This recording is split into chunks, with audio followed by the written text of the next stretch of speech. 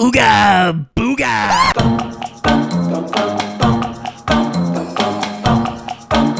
Hey everybody, welcome back to the JANK Yard. Thank you for joining us. I'm Isaac. I'm Logan. And as always, we are here for you, reviewing some spoilers for the next upcoming set. We got Duskmourn coming up next Friday. This upcoming Friday. Pre-releases this weekend, folks. Doing it, baby. As customary as for the last set we did, Bloomburrow, we wanted to go through our top 10 JANK picks for the set. These are not necessarily the best cards, but they're the cards we're most excited for, the cards we want to build around, and the cards we want to make something for. Are you guys ready for the coolest cards in this set that are bad? What's Alrighty. Our number 10, Isaac? My number 10, or our number 10, is Valgavoth's Onslaught. XX in a green, manifest dread X times, then put X/1/1 counters on each of those creatures. This is a pretty simple spell, and it's pretty straightforward what it does, but it's basically letting you look at a bunch of cards, putting down the cards that you want, and then powering up those cards a lot. This card's obviously fantastic if you have a ton of mana to pump into it, but even if you just do X's, 2, 3, you're going to be getting some 3/3s, some 4/4s, and those can be things that you eventually want to turn over with other cards in this set. I think this card is a great catalyst for manifesting a bunch of dread. It's not the payoff, though, and that's the thing I like about this set, is there are a lot of really good payoffs for manifesting dread. This is a huge catalyst to get you to that point. I like to point out, too, that this is also basically saying for X equals whatever, you're picking one of two cards. The other goes into the graveyard. So this is also just a good spell that's decent at putting things into the yard that you want to put in there. Yeah, there's a lot of stuff that wants to be in the yard, a lot of combos that want to be in the yard. I don't know if this will see any homes in Pioneer or Standard, but I do think that this card would be super sick to build around if you do want to build a flippy-floppy deck. In Commander, this is at least very funny. Yes. That's why it's in our top 10. Mm-hmm. Our number 9 is Arabella Abandoned Doll. 2 mana, red and a white for a 1/3. Whenever she attacks, it deals X damage to each opponent and you gain X life, where X is the number of creatures you control with power 2 or less. I think me and Isaac are both suckers for token decks because they're just funny to do. And this lends credence to a funny aggro kind of setup. And this doesn't even have to be tokens either. This is just good Boros aggro value. And it's got some pretty funny setups. I think this is also just a funny commander in general, because you can build around a power 2 or less deck very easily. But this is a very niche, funny aggro card. And I think it's going to see a lot of limited play as well. There have been a lot of cards in recent Magic that care about power 2 or less. Like Delaney. Delaney. Yeah. She is incredible in a deck that I have her in that creates a bunch of zombies.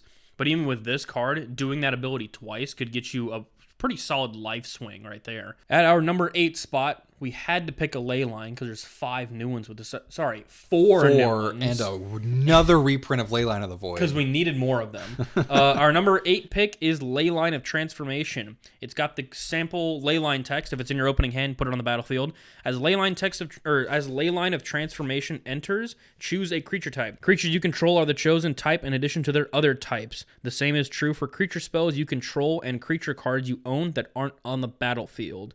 Now, this card presents an interesting deck building thing. If you want to build a tribal deck but don't have the support for it, congratulations, here's your support. Now just put in good cards. You can go searching for demons. You can go, grab all of your minotaurs, grab all of your gods. There are cards that care about creature types that aren't on the battlefield because they care about what's in your deck. I think what's more important about this card is every transformation thing that we've seen like this has been in blue. And if you wanted to play this effect, you had to put your deck in blue. If you're a real mad lad, you don't have to play any blue at all, because this thing would just start on the battlefield. I think the big card to mention, and especially since we just got a huge tribe-heavy set in Bloomburrow earlier, is 3 Tree City. Yeah. Is now tapping for all of your creatures no matter what, because you can just name the tribe you want with the transformation and then not have to worry about having those creatures on the battlefield, because all of your creatures are that creature type. Yeah. So there are cards that are going to get some good value out of this. Our number 7 is Silent Hall Creeper. 2 mana, 1 and a blue for a 1/1 that can't be blocked, and whenever it deals combat damage to a player, you choose one that hasn't been chosen. You either put 2 counters on him, you draw a card, or it becomes a copy of another target creature you control. Now, personally, I love this card because in any format of Magic, I love playing flicker effects, and flickering this guy, I mean, aside from putting counters on him, means you get to keep choosing the draw a card or it becomes a copy of a creature, and you can just continuously get the value you want out of it. But also, at 2 mana that can't be blocked, this is just great tempo value. Turn 3, getting an extra card draw is nice. Turn 3 with like a Curious Obsession, now we're talking. Like, there's some good tempo stuff that this guy has, I think. Yeah, I think he's got quite a bit going for him. The thing I care about more is turn 2, you play him, and then on the next 3 turns, you have the options of which creature you would like to counter. So maybe you have a good 3-drop. Okay, cool, I'm going to copy it. Maybe you have a good 4-drop. Cool, I'm going to copy it. Maybe you have a great 5-drop. Cool, I'm going to copy it. Either way, he can become your best creatures at 2 mana.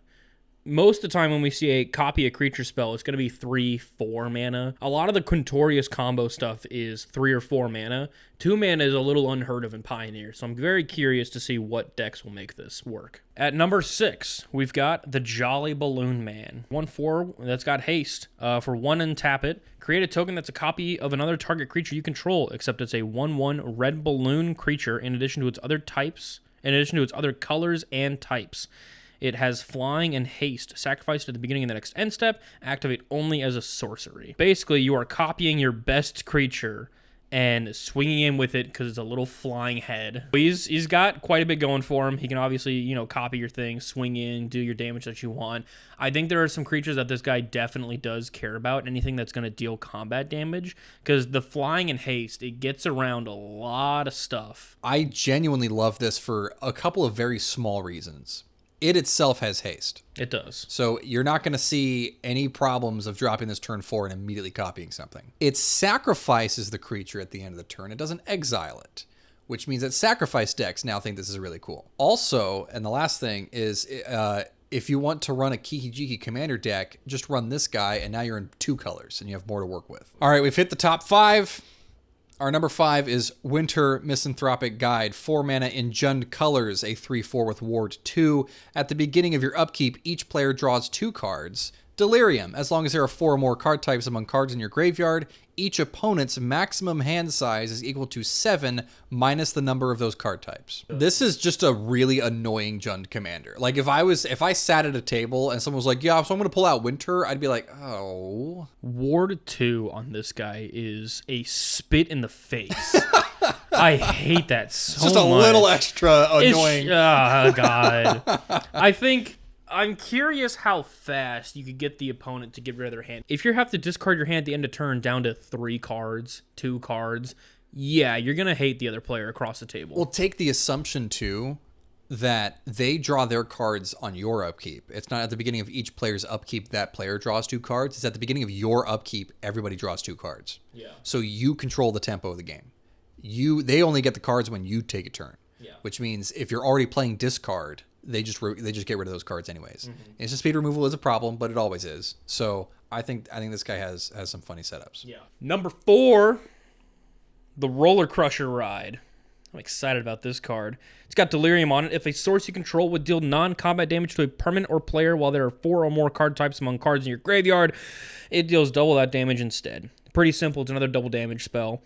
When the Roller Crusher Ride enters, it deals X damage to each of up to X target creatures. Now, the first time I read through the Roller Crusher Ride, I misread it myself, and I didn't fully internalize it. That X can target multiple things for the amount of times you pay into X. Right. And I think targeting 2-3 things with this could be a serious option for some, more mid-rangey red decks. If this is going into a Chandra build, I think this is insane. It's all non-combat damage. Yes. So it itself, when it enters, it deals damage to creatures only. But the boost it gets is also honestly not that hard to get to. It's not. So, yeah, if you're playing mid-range red, I know Chandra Tribal is a big deal in Pioneer for a lot of the budget players. Mm-hmm. This is really funny because this buffs all of the Chandra damage. All of it. All right, our number 3 is one of my favorite things to do in Magic the Gathering. It is the alternate win con in the set, Central Elevator and Promising Stairs. It is a room. Left room is central elevator. It is 4 mana. When you unlock this door, search your library for a room card that doesn't have the same name as a room you control. Reveal it, put it into your hand, then shuffle. Promising Stairs is 3 mana. It says at the beginning of your upkeep, surveil 1. You win the game if there are 8 or more different names among unlocked doors of rooms you control. First off, no one is winning with this anytime soon. Absolutely not. This is so hard to do. The amount of times I've seen a win the game clause on a card and I go, yeah! And then I read that it's specifically about that set's ability. I get so disappointed. And rooms in this case are so hard to do. Like, a lot of the rooms are really cool, but they're so expensive. And you have to play both sides. It's just a lot of setup for that. What colors are you in? You have to hit probably at least, what, 3? Probably. I think you have to hit 3 to do this consistently. It's just such a... I love win the game cards. This, I think, is way harder because it has to be about rooms.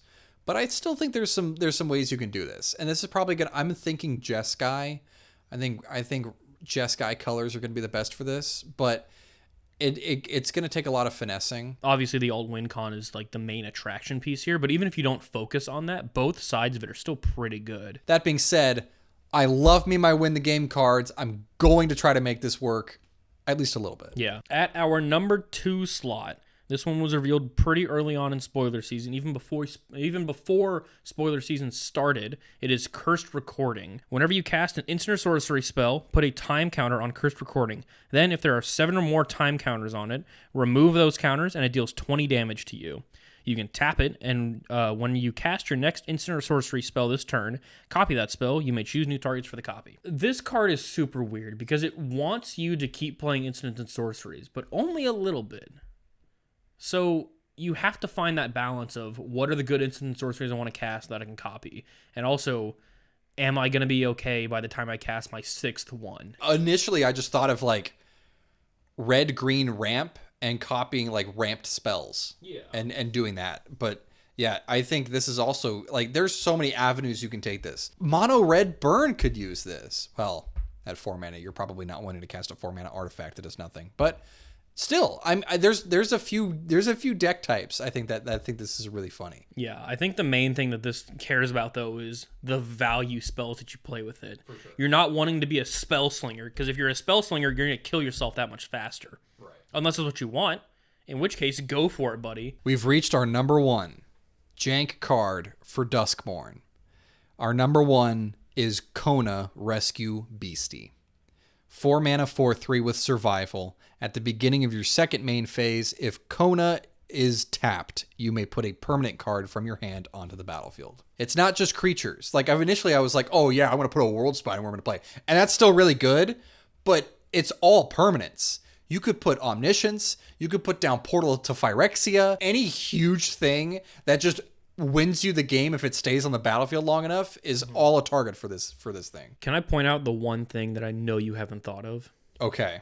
Vehicles.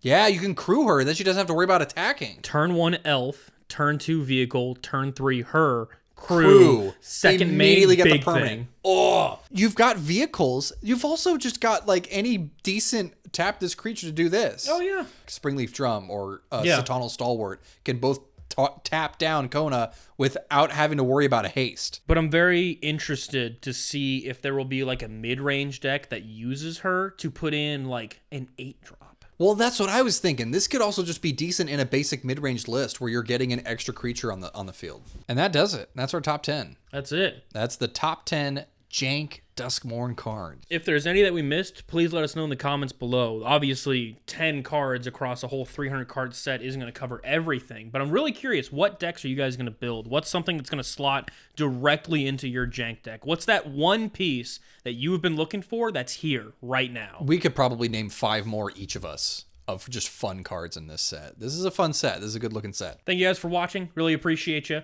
Make sure you subscribe. Make sure you like. Make sure you comment. Of course, I just said comment. Why wouldn't you comment? Comment, all right? Tell us how cool we are. We're not.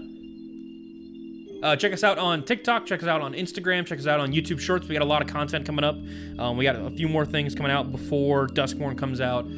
So make sure you keep an eye out for that. And as always, guys, we'll see you in the next one. Ooga booga!